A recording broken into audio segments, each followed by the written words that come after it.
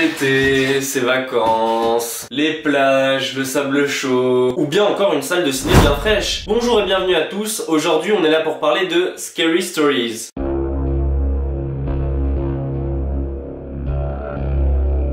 Comme tout le monde le sait, l'été c'est la période la plus prolifique aux films d'horreur, tout comme octobre. C'est la période sur laquelle on peut compter pour s'offrir ses petites frayeurs. Scary Stories, c'est un film réalisé tout d'abord par André Øvredal, qui a déjà réussi à nous effrayer par le passé avec l'étonnante Autopsie de Jane Doe. Et aujourd'hui, il remet les couverts aux côtés de Guillermo del Toro.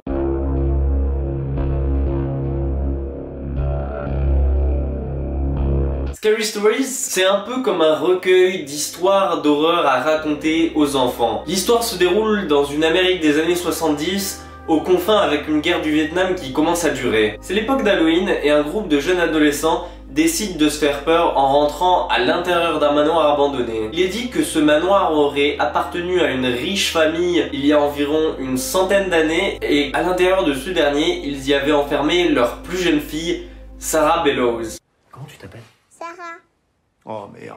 Le groupe de jeunes ne croit pas vraiment à toutes ces légendes mais décide de se les raconter. Et comme par hasard, une fois à l'intérieur du manoir, le groupe découvre une pièce qui est censée supposer être celle dans laquelle Sarah Bellows a été enfermée. Et ils trouvent même dans celle-ci des livres appartenant à cette dernière, dont notamment un écrit par sa main qui regroupe des contes d'horreur pour enfants. Mais la lecture du livre par ces derniers va malheureusement permettre aux créatures enfermées à l'intérieur de prendre vie. Bon alors vous me direz, ce n'est pas un des scénarios les plus originaux, mais côté réalisation il y a une certaine touche, notamment à la Del Toro, qui se dégage de l'atmosphère de ce film, notamment dans le bestiaire de ce dernier qui à l'écran s'avère dérangeant à souhait. Pour ne citer qu'un exemple, je citerai la représentation du croque-mitaine qui est assez effrayante. Autre bon point de ce dernier néanmoins, c'est l'alternance entre le passé et le présent, tel Mike Flanagan à travers sa série The Haunting of Hill House. En effet, André Øvredal, et on ne pourra que saluer ce qu'il fait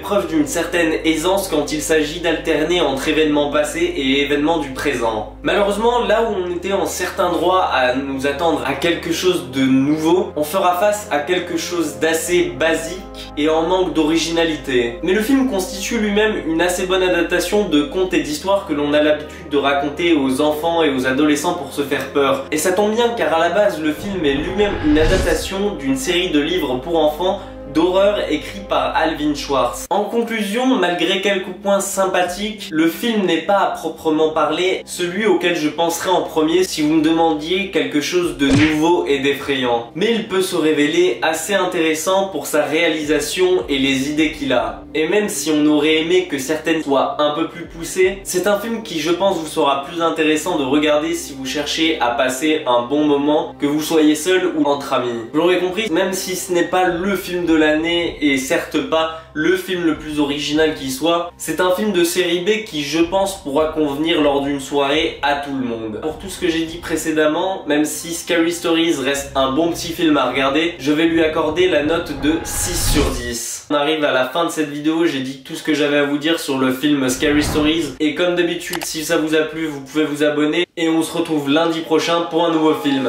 Ciao!